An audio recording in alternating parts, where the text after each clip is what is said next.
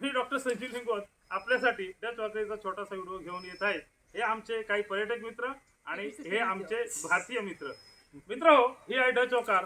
इसवी सन 1636 मध्ये परवाना घेऊन आदिलशाहकडून डचांनी 1641 मध्ये बांधलेली बिल्डिंग, जी बिल्डिंग प्रशासनाने महाराष्ट्र शासनाच्या 1976 पर्यंत वापरली। आपण बघू शकता आपल्या समोर हे वेंगुर्ल्यातील मूळ वेंगुर्ल्यातील स्थायिक असलेले सन्माननीय दीपक सामंत साहेब इथे उपस्थित आहेत, जे व्यवसायानिमित्त बेळगाव येथे स्थायिक आहेत।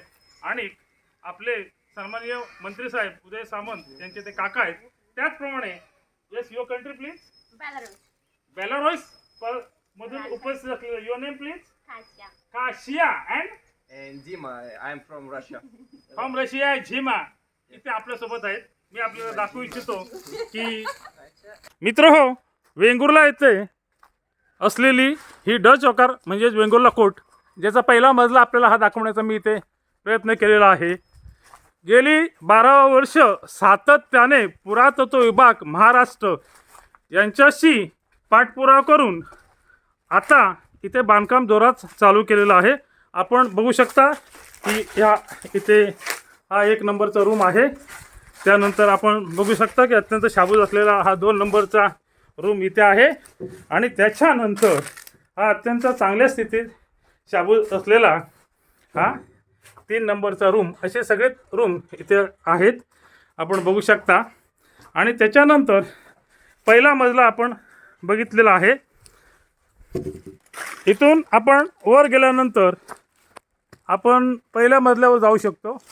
अत्यंत चांगल्या स्थितीमध्ये पहिला मजला आपण बघू शकतो इथे।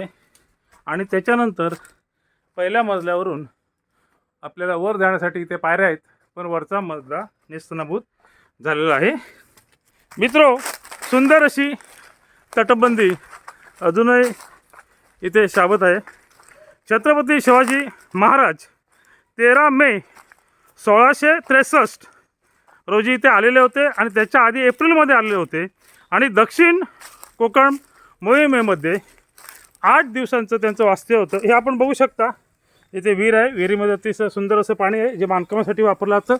हा आपला डच वॉकरीचा काही भाग आपण बघू शकतो। त्याच्यानंतर ही तटबंदी, हा बुरुज सध्या इथे काम चालू आहे। इथे आपण बघू शकतो की हे काम चालू आहे। ह्या आता रूम्स बांधलेल्या असून आता इकडची बरीचशी झाडं छाटून ही आपल्याला बिल्डिंग आपण बघू शकतो। अत्यंत सुंदर अशी अशा प्रकारे हे सगळं सुंदर असं। आणि त्याचप्रमाणे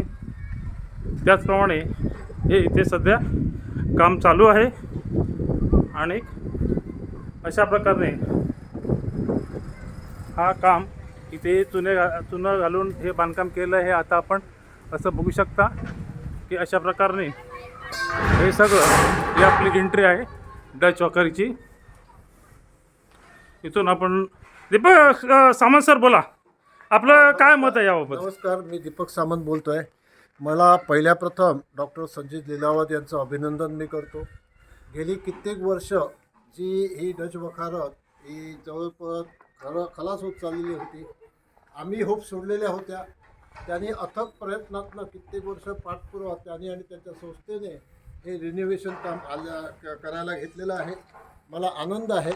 मी जर बघितलं सिंधुदुर्गाचा टुरिझम वेंगुर्ल्यात जेवढा डेव्हलप व्हावा तेवढा झालेला नाही आहे, पण ही एक सुरुवात आहे। वेंगुर्ल्यात शहर आणि त्याच्यात असलेले स्पॉट हे कितीतरी सुंदर आहे। हे एकमेव असं टुरिझमचं शहर थोड्या दिवसात होईल आणि लोकांनी त्याला सहभाग द्यावा ही माझी इच्छा आहे। नक्कीच वेंगुर्ला हे सुंदर शहर आहे। आंतरराष्ट्रीय लेवलवर नेदरलँड आणि डच येथील पत्रकार टॉक्स मॅगझिनमधून हा डच वॉकर फोकस करण्याचा प्रयत्न करत आहेत। नक्कीच काही दिवसामध्ये भारतातील आणि महाराष्ट्रातील पर्यटकांपलीकडे आंतरराष्ट्रीय लेवलचे पर्यटक डच वॉकरीकडे आकर्षित होतील, एवढंच सांगून मी थांबतो। जय हिंद, जय महाराष्ट्र, जय शिवराय।